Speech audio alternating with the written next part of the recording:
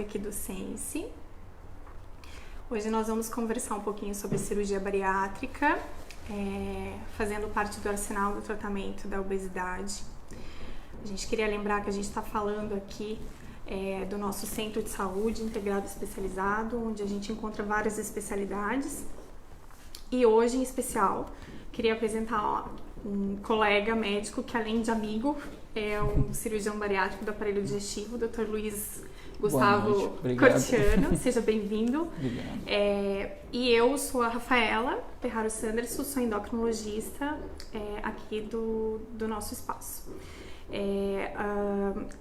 Aproveitando o nosso início de conversa, um dado muito importante que foi publicado na última quarta-feira fala muito e traz muita importância para o assunto que vai ser discutido hoje, que são os últimos dados sobre obesidade no Brasil. Esses dados foram liberados na quarta-feira passada e são dados diretos do IBGE e mostra pra gente uma realidade alarmante. A gente já tem essa preocupação de longa data, mas os números aí nos últimos 18 anos mostraram que atualmente 6 em cada 10 brasileiros estão acima do peso. Falando de obesidade especificamente, essa população atinge a porcentagem de 26%, quase 27%. E se considerarmos todos que estão fora do peso, os obesos ou não com sobrepeso, essa marca atinge 60%. O tratamento da obesidade é um desafio, um longo desafio, que exige comprometimento do paciente e dos profissionais que cuidam desse paciente. E a obesidade, por se tornar tão complexa, cada vez mais tem tido uma abrangência em vários outros tipos de abordagens terapêuticas, e uma delas é a cirurgia bariátrica, que faz parte da nossa discussão no momento. Dr. Luiz, o que você me falaria em relação a uma pergunta enviada num paciente? Todo paciente com obesidade pode fazer a cirurgia bariátrica? Todo obeso poderia se submeter a uma cirurgia bariátrica? Então, boa noite, Rafaela, obrigado pelo convite. Obrigado à clínica também por nos receber aqui, como a especialidade nova da clínica, né, na área cirúrgica.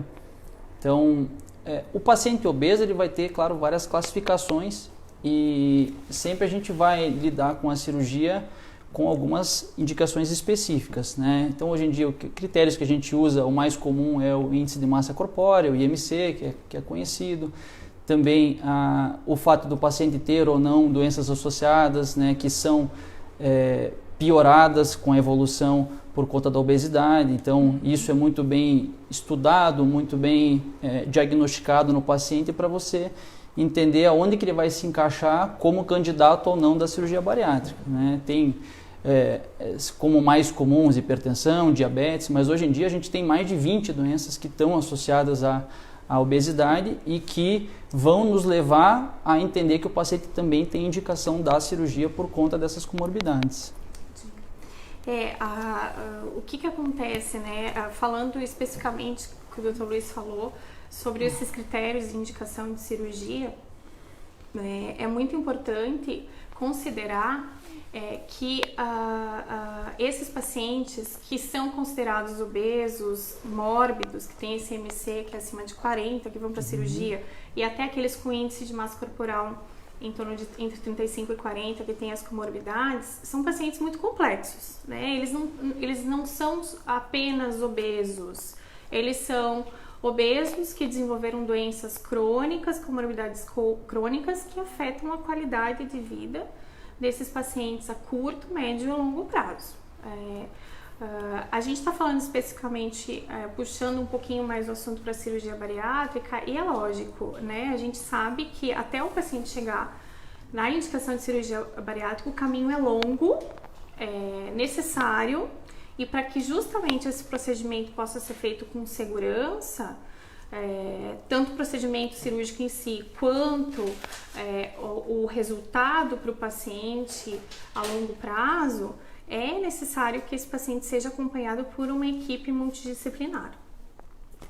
Aqui no Sense a gente tem todos os profissionais, seria meio difícil fazer uma live com todos eles, né? Até para a gente poder manter o distanciamento social aqui como a gente tem feito. isso seria impossível nesse momento. Mas no futuro a gente terá muitas outras lives com a equipe completa para a gente fazer uma discussão ainda mais ampla sobre o assunto. Esse caminho que a gente está conversando um pouquinho, falar sobre o aspecto clínico da obesidade, ele envolve sim um acompanhamento com o especialista. Esse especialista mais gabaritado para fazer isso é o médico endocrinologista. O médico endocrinologista é o que tem especialização para fazer o acompanhamento da obesidade, que é uma doença crônica. E a partir daí, esse critério clínico vai ser acompanhado e sugerido ou não pelo endocrinologista. Atualmente, a média, né, Luiz, é de mais ou menos uns 2 anos de acompanhamento. Às vezes isso não é imutável, dependendo do grau de acometimento de doença dos pacientes, das doenças associadas. Mas realmente, esse paciente ele tem que ter uma preparação multidisciplinar e fazer o acompanhamento com o endocrinologista antes dessa indicação. E é um critério, né? Na verdade, é um critério até do Conselho Federal de Medicina que você tenha no mínimo 2 anos de acompanhamento, de preferência com toda a equipe multidisciplinar. Porque cada aspecto, o aspecto psicológico precisa de um acompanhamento longo, o aspecto da nutricionista precisa também de um acompanhamento longo, assim como o clínico. E muitas vezes a gente tem já, inclusive algumas operadoras de saúde que defendem que o paciente acompanhe também o cirurgião nesse tempo todo, porque a hora que ele virar realmente um candidato para a cirurgia, ele vai ser um melhor candidato. Né? E quanto melhor esse acompanhamento clínico, realmente melhores resultados a gente vai ter depois. Né?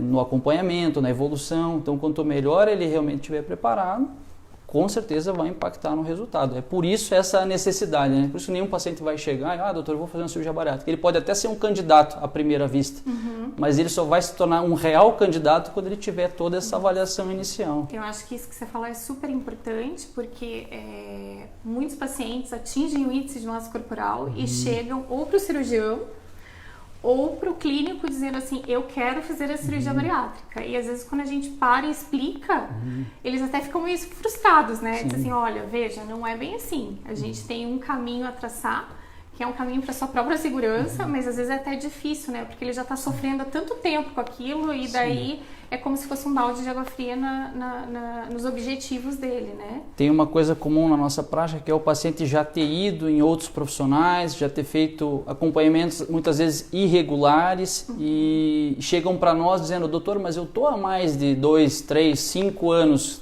tentando perder peso e com a obesidade piorando, as comorbidades piorando, então eu consigo operar.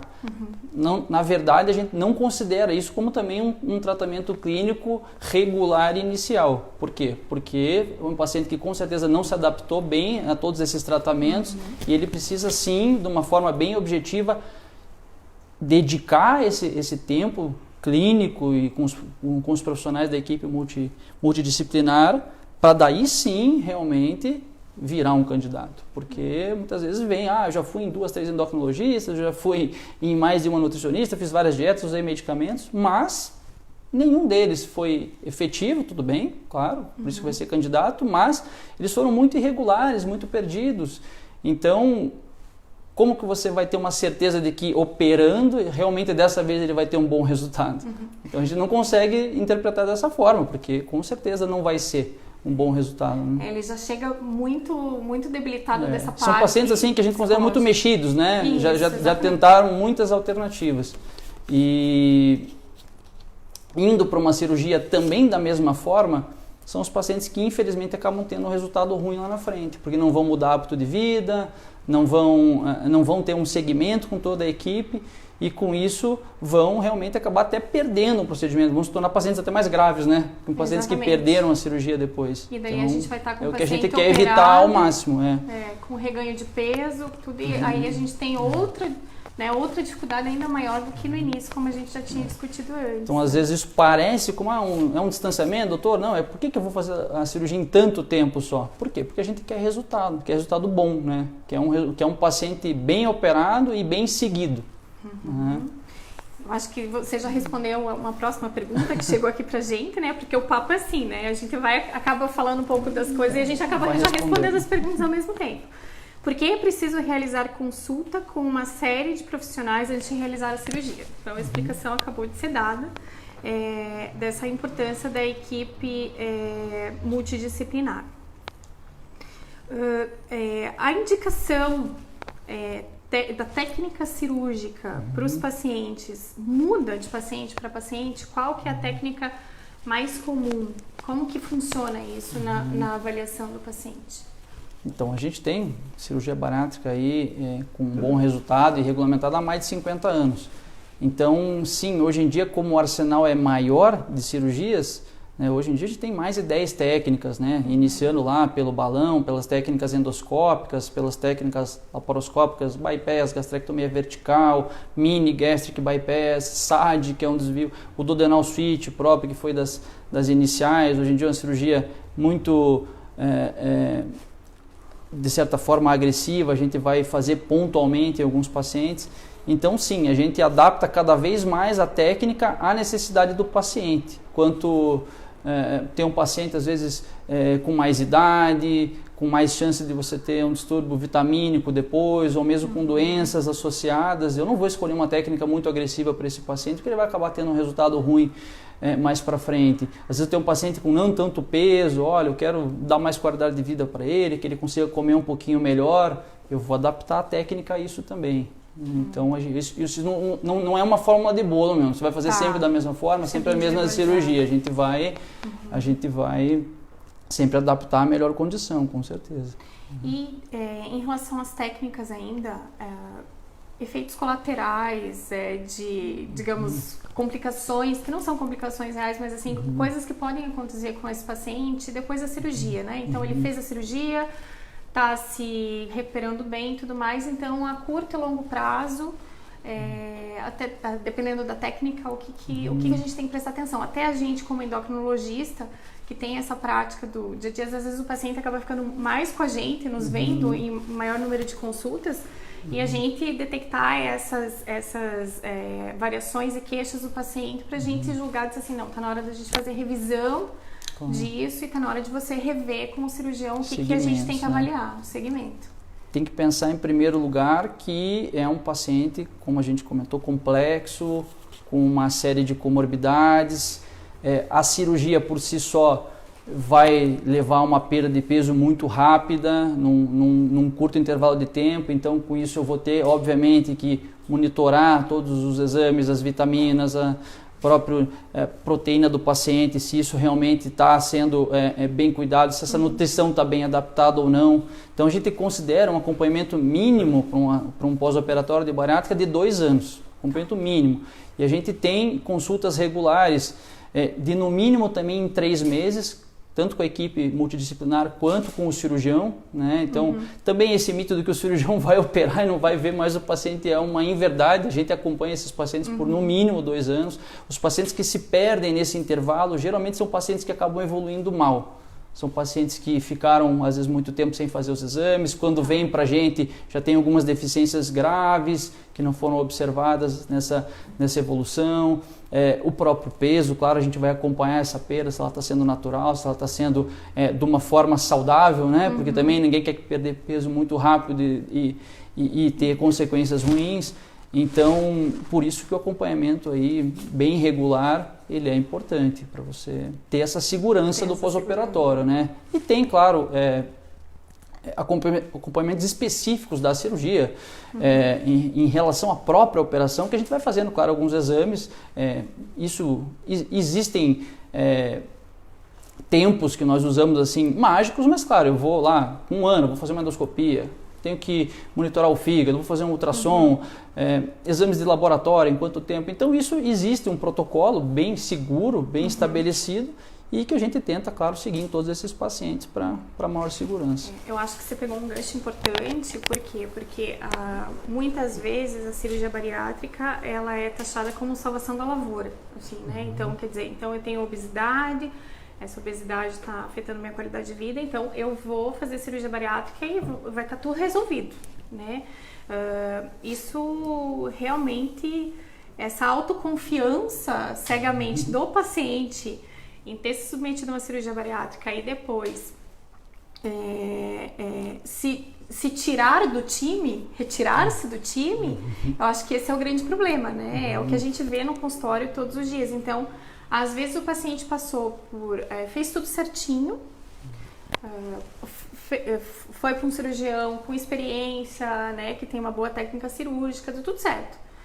Mas ao longo do tempo, alguns estudos até mostram que se a gente pegar os pacientes, menos do que 7% deles fazem acompanhamento em 10 anos pós-cirurgia. É um número muito baixo de aderência a um acompanhamento que desde o início, se ele for bem orientado e tiver uma equipe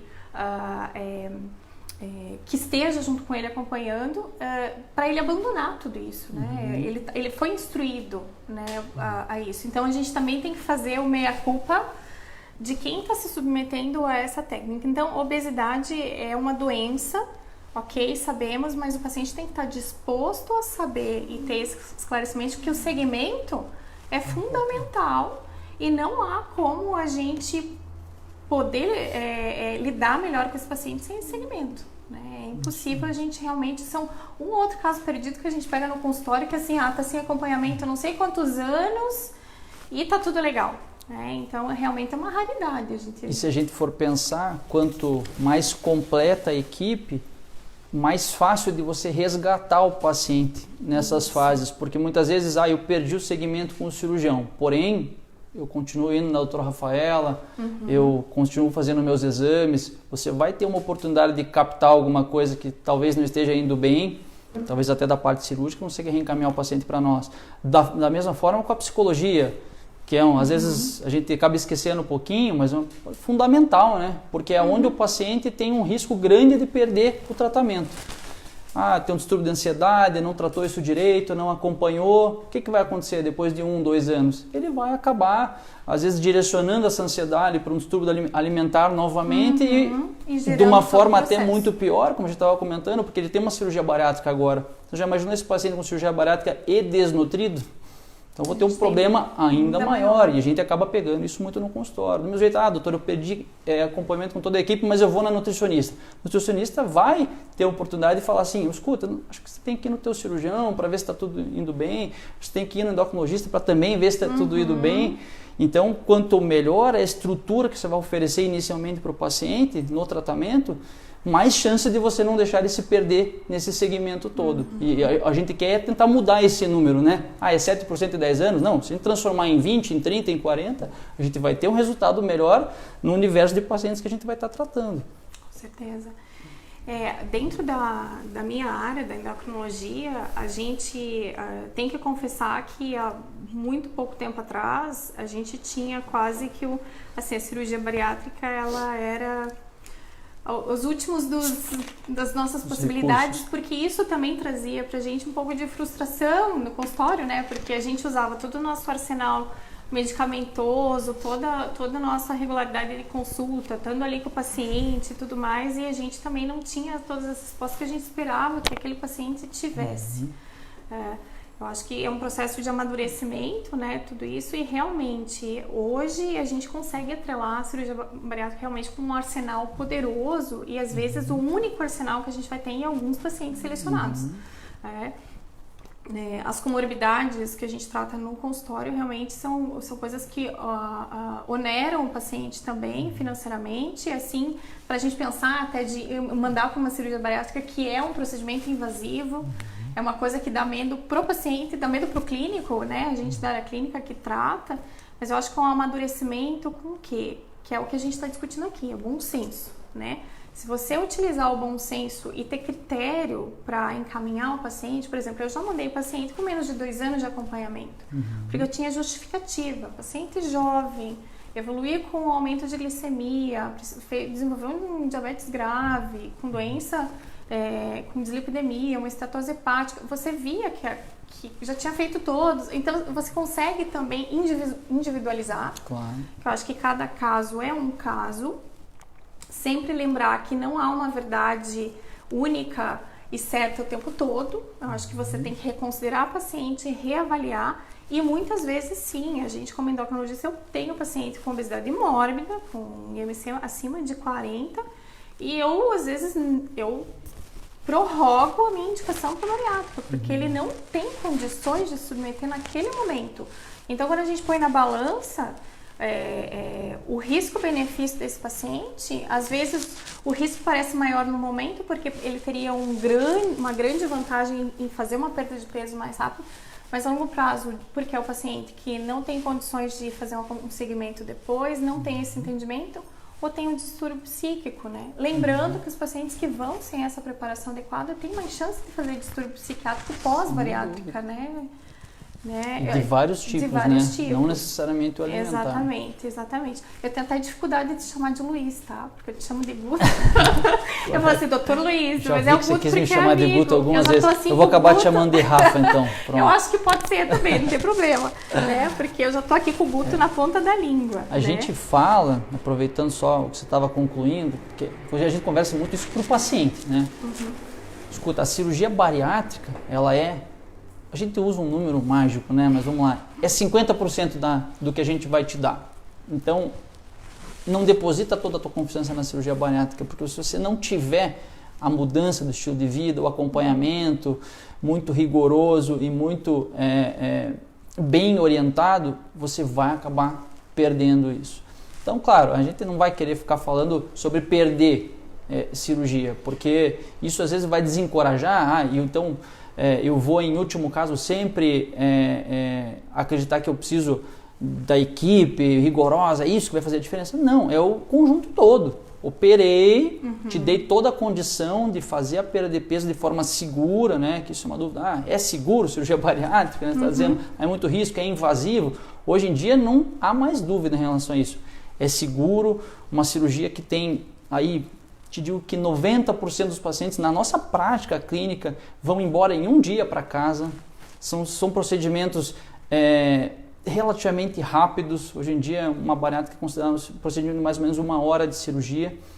O paciente está se alimentando no dia seguinte. Há protocolos atuais que alimentam o paciente no mesmo dia. Já liberam dieta líquida no mesmo pós-operatório.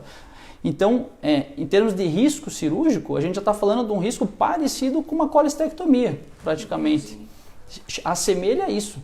Então, por isso que cada vez mais, por isso cresceu tanto a cirurgia bariátrica, porque eu estou oferecendo uma perda de peso que vai ser segura com relação ao procedimento, efetiva em relação à perda de peso e também com uma chance de dar uma durabilidade dessa perda de peso.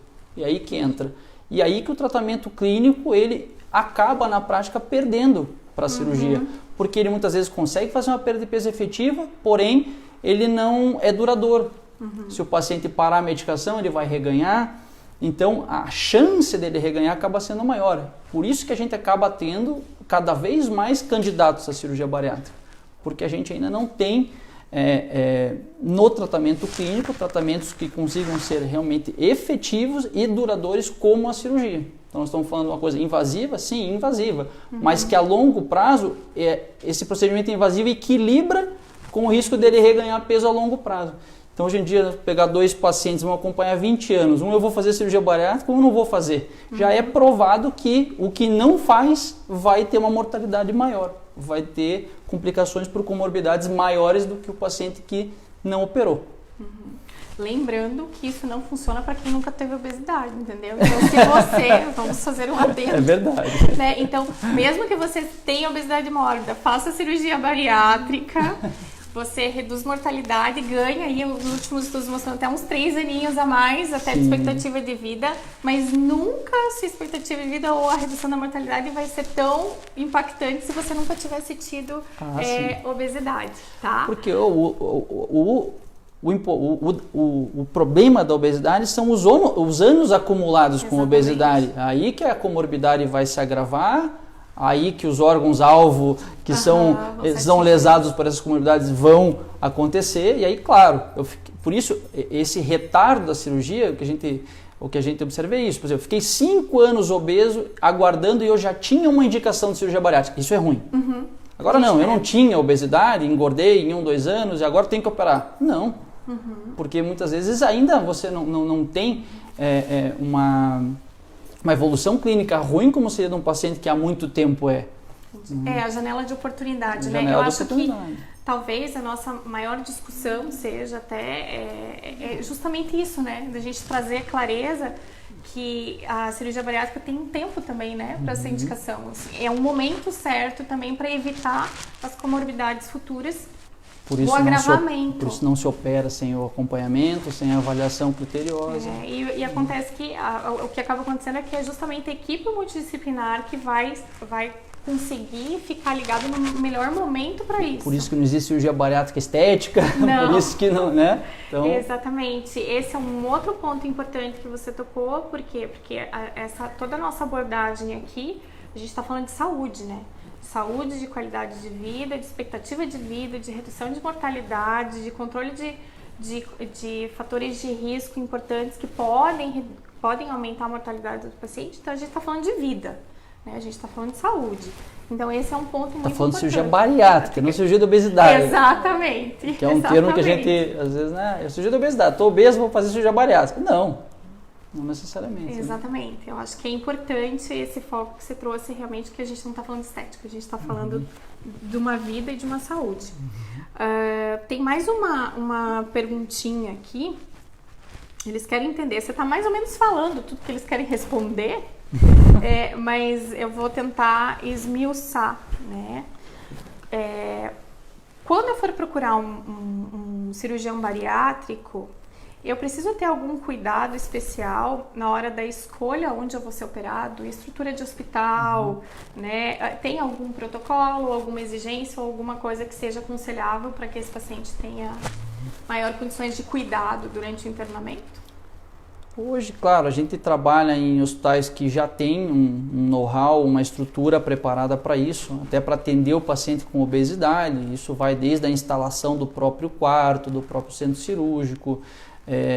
Hoje em dia, felizmente, na medicina privada a gente faz praticamente todos os casos laparoscópicos, então tem que ter lá um bom equipamento de vídeo, uma boa sala cirúrgica. Então nós temos em Curitiba bons hospitais preparados para isso e que, claro, a gente sempre vai dar preferência para o atendimento nessas estruturas, né? Até agora com a pandemia há hospitais com um critério de internação muito rígido, com alas separadas, até às vezes é uma dúvida dos pacientes, doutor, como é que está sendo, né? Até por outros casos a gente tem sim protocolos bem rigorosos para isso, para deixar o paciente protegido.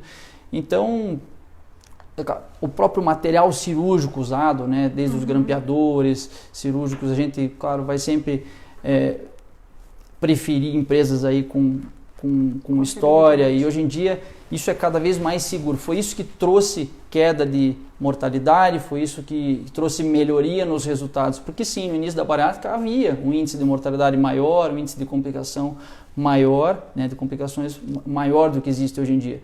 E isso foi evoluindo nos últimos anos e hoje em dia a gente chegou na segurança que a gente estava falando antes.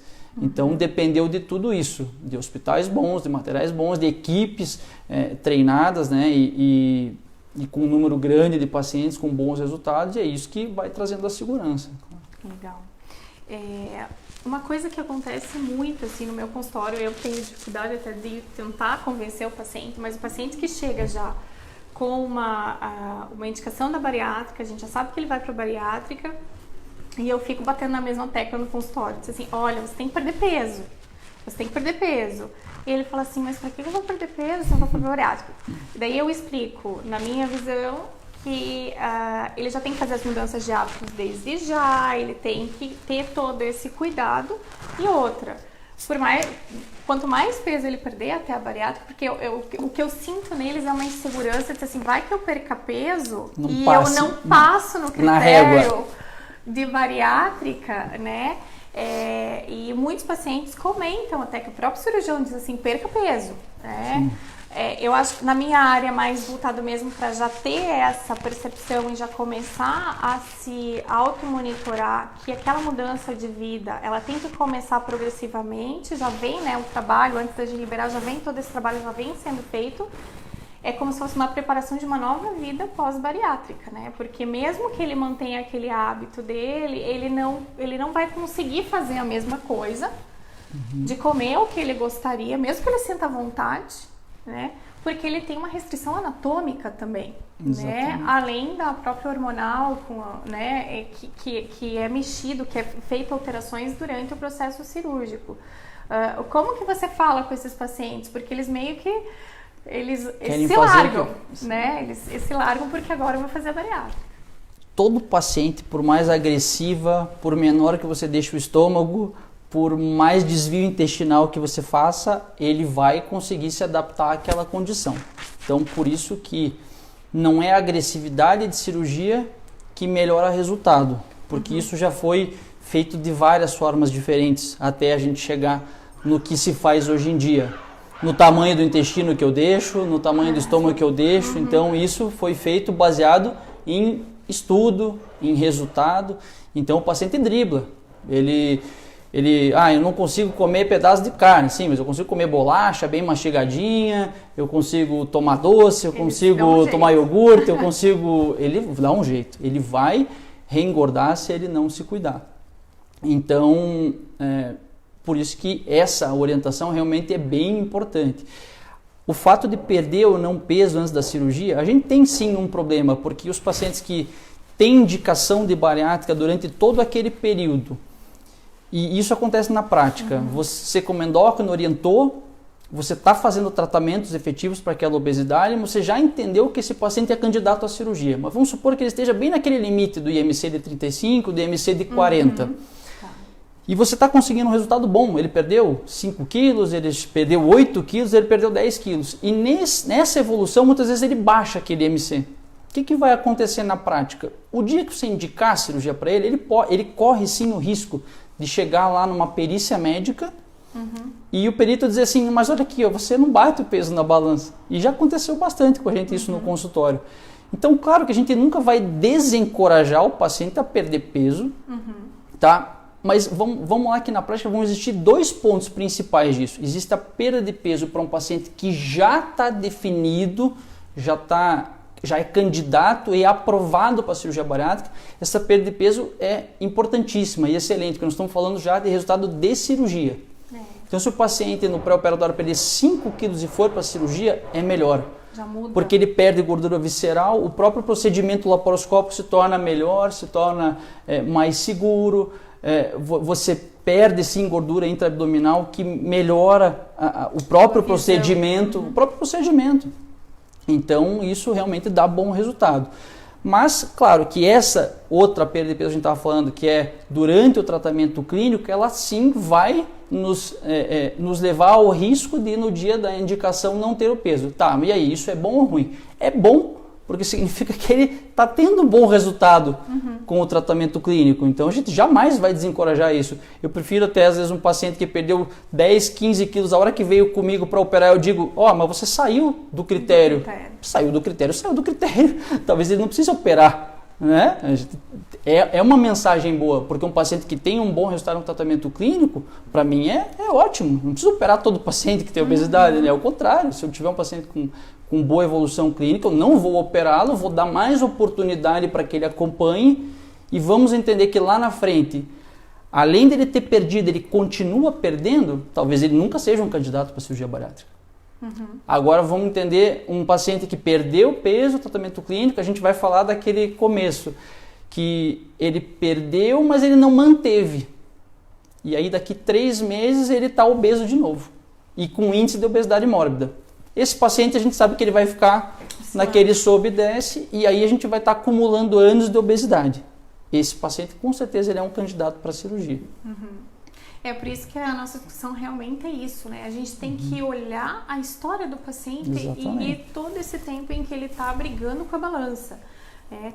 Assim a gente falando parece super fácil, né? Mas no consultório, no nosso dia a dia, é uma grande incógnita, né? E muitas vezes esse paciente realmente já vem mexido, então às vezes passou por processos de acompanhamento com outros profissionais, já usou medicamento, mas mesmo assim a gente não sabe também como que foi o uso do medicamento, então, você tomou com regularidade, não fez com regularidade, quanto tempo você usou, atualmente a gente tem, nosso arsenal terapêutico medicamentoso para a obesidade é muito muito pequena e muito frustrante às vezes. Lógico, a gente teve evoluções no decorrer da história e agora a gente tem o que a gente chama dos análogos do GLP-1, que são drogas mais potentes.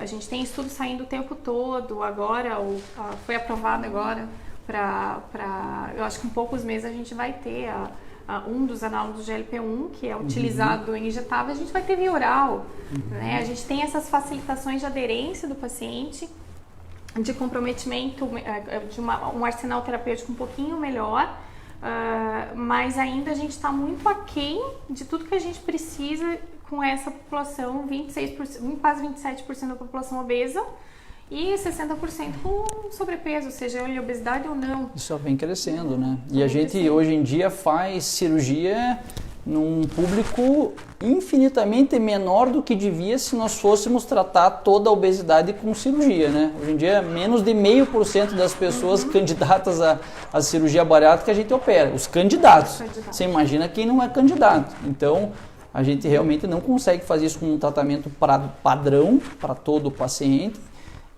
E a gente vai, claro, sempre estratificar isso da melhor forma possível, operar as prioridades e realmente tentar, pelo menos, oferecer um tratamento aí para um número maior de pessoas. Lembrando, viu, gente, que eu sou endocrinologista e eu não tô querendo que o grupo opere meus pacientes, tá? Eu quero todo mundo bem bonitinho comigo, sem precisar de cirurgia bariátrica. A gente só tá levando realmente a discussão que realmente é hoje uma forma terapêutica segura, em boas mãos, né, Guto? Que eu acho que isso é importante também da gente falar. Eu fico feliz quando um paciente que você tá me indicando para operar, porque eu sei que você foi bem criteriosa e insistente. Gente. E tentou esgotar o que precisava. Deve ter uns pacientes meio perdidos escutando aqui a nossa conversa. Eles devem falar, não, ela é um calo mesmo, essa mulher. Mas ela... Eles vão querer todos voltar a conversar com você essa semana. Você é um calo, vamos ver se eu convenço ela de alguma coisa. Acabou de chegar algumas perguntinhas. Como os remédios para emagrecer atuam em nosso organismo? Então, vou puxar a bola pra mim agora. Bom. Gente, então como eu tava falando, o arsenal assim é super pequenininho, né? A gente tem hoje 3 classes de drogas aprovadas aí para o tratamento da obesidade. É o Orlistat, a sibutramina e os análogos do GLP-1. Vamos começar pelo Orlistat. O Orlistat é uma droga de muito tempo. Antigamente existia uma marca que era o Xenical, hoje não existe mais o Xenical, mas pelo nome eu acho que muita gente está lembrando do que eu estou falando, né? Então ele atua realmente de uma maneira mais periférica, então ele vai lá no intestino e evita a absorção em torno de 30% da gordura que o paciente ingere. É um mecanismo para perda de peso meio frustro, né? Ele não traz perda de peso significativa. Geralmente quando eu uso no consultório eu sempre associo com alguma outra droga, geralmente a sibutramina, porque realmente a perda de peso ela é limitada. Essa medicação já tem alguns estudos, ajuda na redução de comorbidades, diabetes e tudo mais, para melhor controle, né, com a perda de peso com ele, mas realmente é uma medicação que vai perder uma média, assim, quando o paciente vai bem, uns 5 quilos, assim. Eu já tive paciente que perdeu 15 usando, né? Mas é que nem a gente está comentando, cada organismo é um organismo diferente e as respostas são muito diferentes. A sibutramina, que é uma droga de ação no sistema nervoso central, ela vai fazer um aumento da saciedade, ponto, é isso que ela vai fazer. E o mecanismo de ação dela, ela tem algumas restrições até em alguns pacientes. Então, paciente diabético descompensado, paciente que já teve evento cardiovascular, AVC, infarto, ou que tem algum problema cardíaco, arritmia cardíaca ou hipertensão descontrolada, ele não pode fazer uso dessa medicação, né? Também já saíram há muitos anos atrás estudos comprovando o aumento da mortalidade nessa população que fez uso dessa medicação quando não teve uma boa indicação, e isso aumentou a mortalidade dos pacientes. Então eu volto, gente, isso tem que ser, a prescrição desses medicamentos tem que ser feita pelo médico especialista, tá? Não é Não é uma prescrição do vizinho, do outro médico que não é especialista. A gente tem que voltar isso para o mundo do endocrinologista, porque ele consegue escolher a melhor droga para o paciente, o melhor remédio. E os análogos do GLP-1, que foram medicações inicialmente desenvolvidas para tratar diabetes. Essas medicações trouxeram como efeito colateral, entre aspas, uma perda de peso. Então, o primeiro análogo que chegou no Brasil, ele veio justamente para tratar diabetes. E como foi aprovado para isso, e como durante todo o uso na prática clínica a gente viu que a perda de peso era bem considerável e significativa, lembrando que significativo para o médico endocrinologista, que a gente é mais humilde, assim, nos nossos resultados, a gente não consegue tirar 20, 30, 40 quilos, né? Assim, 5% do peso já muda a história da qualidade e da expectativa de vida desses pacientes em qualidade de vida, né? 10% para o endocrinologista, quando o paciente consegue perder 10% do peso com nosso tratamento, a gente está no céu, né? Então, assim... O resumo é que a nossa arma é mais poderosa, né? É mais poderosa, tudo bem, isso tem que concordar, viu? Comentando com vocês que qualquer dado a mais de perda de peso, realmente a gente tem um impacto metabólico muito grande. E essa medicação que chegou para tratar diabetes foi logo um outro braço de estudo, foi então incorporado para pacientes não diabéticos, né? Porque a gente tinha indicação de bula para pacientes diabéticos. E depois foi feito um outro estudo com a mesma droga, que chegou à conclusão que ela poderia servir como tratamento de obesidade em pacientes não diabéticos, e a partir daí a gente começou a usar essas medicações. Já o mecanismo de ação desses análogos do GLP-1 é um pouco mais completa. Por quê? Porque além do aumento da saciedade e da redução do apetite, ele melhora a liberação de insulina pelo pâncreas, que é onde a gente tem uma melhora no controle glicêmico, e a gente também tem um retardo no esvaziamento gástrico, né? Então, o alimento passa mais lentamente do seu estômago para o seu intestino, e isso ajuda no aumento da sua saciedade, além de reduzir os picos de hiperglicemia e, consequentemente, de liberação da insulina, que faz um grande mal para o nosso pâncreas e para o nosso perfil metabólico. Então, digamos que a gente tem uma medicação que tem um acesso mais generalizado aí na doença obesidade, apesar de que a gente está muito longe de achar uma medicação que tem intervenção em todos os pontos que geram obesidade no paciente. Então, a gente sabe que a obesidade é uma doença cerebral. Então, agora eu vou puxar a sardinha pro meu lado. Assim, não adianta operar estômago, porque você não vai curar da obesidade. Obesidade, uma vez obeso, você é obeso para sempre.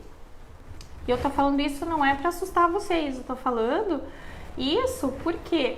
Porque eu quero que vocês fiquem atentos a isso. Então, quando vocês estiverem já, ou fizeram bariátrica, ou não submeteram a bariátrica, estão bem, estão felizes com o corpo de vocês, isso não quer dizer que você teve alta da sua equipe. Isso nunca deve acontecer. Por quê? Porque a obesidade é doença crônica. O nosso corpo, infelizmente, ele foi programado para reganhar o peso que ele perdeu. Isso é fisiológico, né? E esse processo é tão importante a gente falar disso, por quê? Porque o obeso ele é muito estigmatizado, né? Então, assim, se você olha para um paciente obeso, a gente vai dizer o quê? Ele só está assim porque ele quer.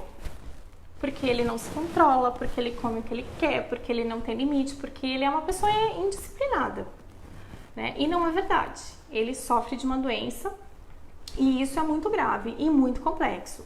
Então, hoje, assim, simploriamente falando, nós temos 3 medicamentos para tratamento da obesidade.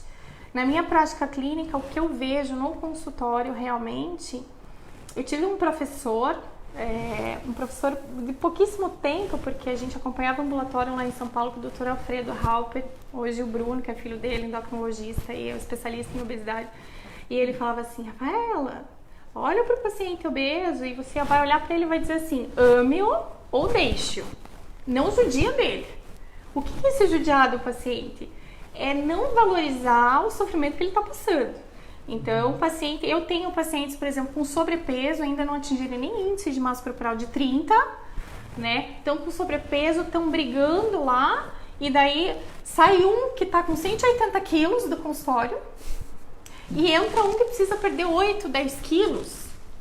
Então, se eu ficar fazendo comparação, na teoria eu teria que dar mais atenção para esse de 180 quilos, digamos, que é um paciente mais grave. Mas não é esse o nosso intuito, é justamente esse que está chegando numa hora que está antecipado aí na história da obesidade. Esse é o paciente que demanda uma atenção mais do que especial, né? Porque a gente ainda está pegando ele num processo e a gente ainda consegue ter mais artifícios para trazer ele de volta conosco, né? E fazer ele ter sucesso nesse controle de peso, né? Outra coisa que a gente sofre também é efeito sanfona. Você vai, o paciente vai, faz, frustrou, já fez isso, já fez aquilo, e ele fica já decepcionado e ele já está se sentindo muito mal com tudo aquilo que ele está vivendo. Então é importante que a gente saiba, os pacientes obesos, eles têm uma doença, e o próprio paciente aceitar que ele tem essa doença para ele também parar de se culpar, procurar ajuda de uma equipe que tenha experiência, que tenha condições de fazer essa abordagem corretamente. Complementando, eu acho que do que a gente tem do arsenal da medicação, o último remédio que você comentou, que são os análogos do GLP-1, é onde a gente está começando a atuar realmente um pouquinho mais na fisiopatologia da doença, onde são um hormônio intestinal, que realmente eu estou mexendo com saciedade, né? Não estou usando lá um remédio simplesmente para inibir a absorção de gordura, que é o caso do Orlistat, ou realmente só tratando do distúrbio ansioso, que é com a sibutramina. Então a gente está entrando numa época em que eu tenho realmente um arsenal um pouquinho melhor. Hoje em dia até a gente conversa, né, os últimos congressos os endócrinos acabam participando com a gente, e a gente já está considerando que eu vou chegar numa fase em que eu vou estar operando o paciente e vou ter que junto estar usando um análogo de GLP-1, apesar da cirurgia já estar estimulando isso, porque eu vou potencializar o resultado da cirurgia. Então a gente já considera, não é fazer cirurgia mais agressiva, muitas vezes não é mudar a técnica cirúrgica, porque a gente tem uma técnica cirúrgica já consagrada, segura. Então eu não preciso ficar inventando muita coisa, eu preciso sim adaptar e muitas vezes usar esse arsenal de medicamento em pacientes que eu realmente ainda estou operando, que às vezes tem um diabetes muito grave e preciso usar junto um análogo desse. E possivelmente a gente vai chegar numa fórmula melhor de tratamento para a obesidade mais para frente. Tirando nossas brincadeiras, mas o cirurgião não rouba o paciente do endocrinologista, ao contrário, né? Como a gente está falando desde o início, né? A gente não rouba, a gente entra como uma alternativa a esse tratamento todo. O que eu tenho para tratar a obesidade? Eu tenho nutricionista, eu tenho a psicóloga, eu tenho endocrinologista, eu tenho esses 3 medicamentos e eu tenho o cirurgião. É isso que a gente tem para tratar a obesidade hoje em dia. E como a gente estava comentando antes, o cirurgião não consegue tratar todo mundo que tem obesidade. Está muito longe disso, né? A gente estava falando aqui um número de menos de 0,5% no Brasil dos pacientes candidatos. Então o que eu vou fazer com o resto dos pacientes? Né? Esses pacientes vão morrer de obesidade? Então a gente tem que realmente tentar mudar esse cenário e cada vez fortalecer o nosso arsenal de tratamento medicamentoso. Os estudos estão vindo aí mostrando muita coisa legal e resultados bons cada vez mais. A cirurgia bariátrica, queira ou não, acabou ajudando nesses estudos, porque daí vieram as descobertas de vários desses hormônios intestinais e isso está realmente renovando a cada dia. Essas descobertas estão nos ajudando nesse tratamento. Então, o futuro é bom em relação a isso, porque a gente vai ter um arsenal melhor, os pacientes melhor tratados realmente, porque não é nem só operar, nem só dar remédio. Isso. A gente está acompanhando eles da melhor forma possível e oferecendo mais alternativa, porque a gente sabe que o resultado da bariátrica também não é perfeito. Sim. Eu tenho 70% de bom resultado, eu tenho 80% em alguns estudos, e eu tenho paciente que não melhora nada. O que eu vou fazer com esse paciente? Então, muitas vezes, aí que vai entrar o medicamento, aí que vai entrar o resto do tratamento. Porque senão seria fácil, né? Vamos operar todo mundo vai ficar bom, ótimo. Não é verdade. Não é verdade. Quanto que a gente tem de tempo? 10 minutos. Tenho mais 2 perguntinhas aqui, mas aí a gente vai entrar já em dúvidas um pouquinho mais complexas, mas vamos lá, nós estamos aqui para isso. E mais uma perguntinha. Qual é a relação entre a obesidade e a depressão? Uma doença pode piorar o quadro da outra? Olha, isso aqui é discussão para uma outra live, viu? Porque é tanta coisa que a gente pode... Tem que reforçar o time. Reforçar o time também. Mas falando justamente dessa... Quando eu comentei com vocês sobre obesidade, o que eu falei? É uma doença cerebral, ok? Então, existem os mecanismos de disparo, de controle de fome e saciedade, estão localizados no hipotálamo, que é um local que está dentro do nosso cérebro ali. Então, se você passar uma linha aqui, outra aqui, pegar o meio, é mais ou menos ali que o hipotálamo está. Por isso que é tão difícil tratar, porque a gente não tem medicação que vá lá. E não é um ponto só. Então, são vários disparos de pontos diferentes do sistema nervoso central e que vai me trazer comer mais, comer menos, me saciar mais ou me saciar menos, tá? A gente acredita, eu sinceramente no consultório, na prática clínica, às vezes eu me pergunto o que veio antes, né? A depressão, a obesidade e depressão, porque muitas vezes esses pacientes, eles chegam com quadros depressivos, às vezes eles já têm até uma doença de base, mas que foi exacerbada pelo quadro de obesidade, não por um mecanismo relacionado diretamente à obesidade, obrigatoriamente, mas a autoestima dele está tão baixa, né? E ele usa até o alimento como uma forma de reduzir a angústia dele. Então, é como se o antidepressivo dele fosse a comida, porque de uma maneira muito fugaz, naquele momento que ele está comendo, ele está se sentindo melhor. Principalmente as mulheres, né? O chocolate. Por quê? Porque o chocolate libera serotonina cerebral. Então, isso traz um aconchego, um acolhimento, uma sensação de bem-estar que está relacionada ao alimento. Então, sim, pode haver associação. Agora, as causas dessa associação, se são diretas ou indiretas com o quadro, ainda a gente vai muito longe. Mas existem já, o cérebro do obeso, ele é muito complexo e já tem estudos com imagem cerebral em pacientes obesos mostrando alterações em alguns locais específicos cerebrais no paciente obeso. Então, essa é uma discussão que a gente ainda não sabe muitas coisas a respeito disso, mas pode ter uma relação causal ou como consequência disso tudo. A gente ainda está tentando esclarecer isso. E agora, existe cirurgia para quem não é considerado de grande peso, Dr. Guto? Luiz Gustavo Cortiano. A gente tem, na verdade, no arsenal do paciente intermediário. Então, a gente está falando aí do paciente com sobrepeso, está falando do paciente com obesidade grau 1, que é o paciente com IMC entre 30 e 35.